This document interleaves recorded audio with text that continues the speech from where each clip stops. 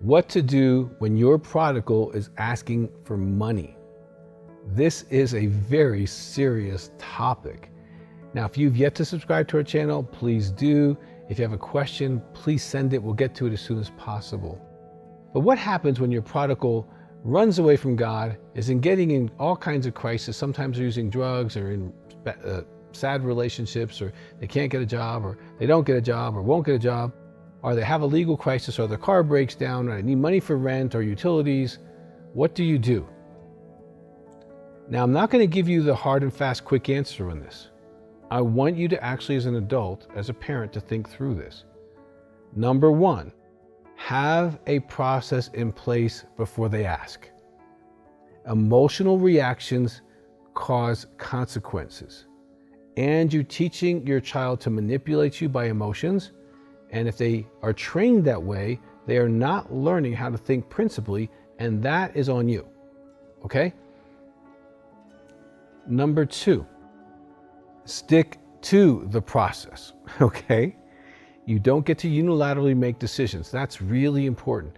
If one of you is betraying your spouse to give money to your prodigal child, you're dishonoring yourself, them, and your marriage, and the child, because you're teaching the child that lying is okay, because they know dad or mom would not approve. Okay? If you're going to do it, even if you disagree, be honest about it. Don't have secrets. Okay? So identify the process. Don't do unilateral decisions. Don't have secrets. And I would suggest strongly that you have a third person or another couple that you ask. I would even more strongly suggest you start a parent prodigals group, because every church needs one. In your home, in your Sunday school class, church, in your office, doesn't matter, even just your Facebook friends. If you just put, does anybody have a prodigal on your Facebook community, you're going to have enough people to do a parent prodigal group today. Okay, that's how prevalent this is right now. So, but I would run this decision through that other couple, that other person, be it a pastor or a counselor, and or your group. Now, why would you want to do that? Because it reduces the anger and resentment you're going to have in your marriage if you just keep it inside your marriage. Because no matter what you decide to do, there's going to be feelings. Okay? And there's something about someone else in the room saying exactly what your spouse would say for exactly the same reasons, but you can actually hear it. You don't think they're out to get your child. You don't think they're trying to hurt your child. You think they're actually just being objective, which your spouse might be objective as well. Okay? And you might get different opinions where one's a bleeding heart, one's like, no, tough love, and okay. And hearing that balance might bring some clarity to this particular decision. Because there's a difference between, doing something small, 20, 50 bucks, or 1, 2, 3, 4, 5, 10,000 or $30,000 to help them with their mortgage. Okay, or buying them a car or something like that.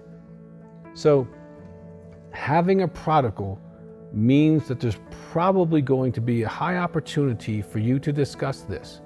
And I'm hoping that this little discussion we're having gives you at least a handle on maybe what to do to architect this conversation, so that you can have this conversation with your prodigal before they ask for money. And that conversation goes like this: Johnny, Susie, listen, we know because you're in the situation you're in and the things that you're doing, that there's going to be a financial situation probably happening in your future, near or far.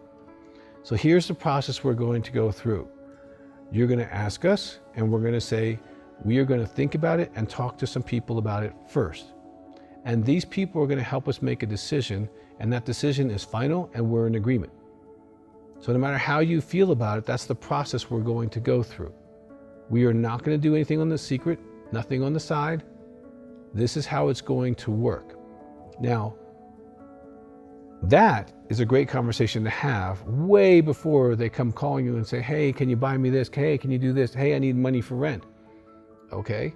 No, you need to be responsible. You don't need money, you need responsibility. Okay?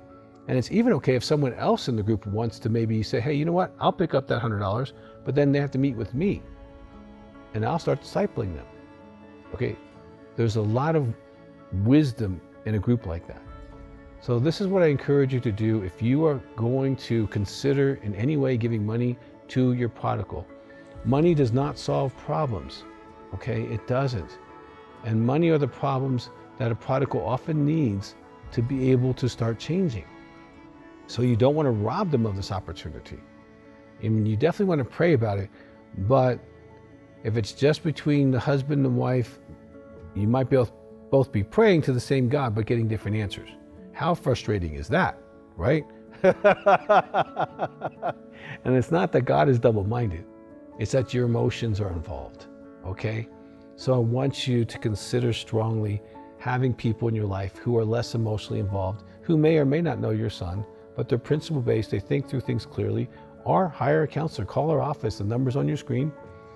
Our counselors can help walk through this. They're all familiar with the parent prodigal process. They know your pain and stuff like that. And I would encourage you, if you haven't gotten that book or the DVD or the workbook, please go through that stuff, because there's so much help for you as a parent.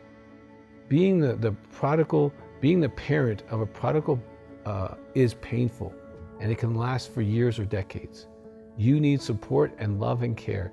So I really encourage you to do that, and hopefully this has been helpful. If you are not part of our channel, please subscribe. And also, if you have a question, please put it in there.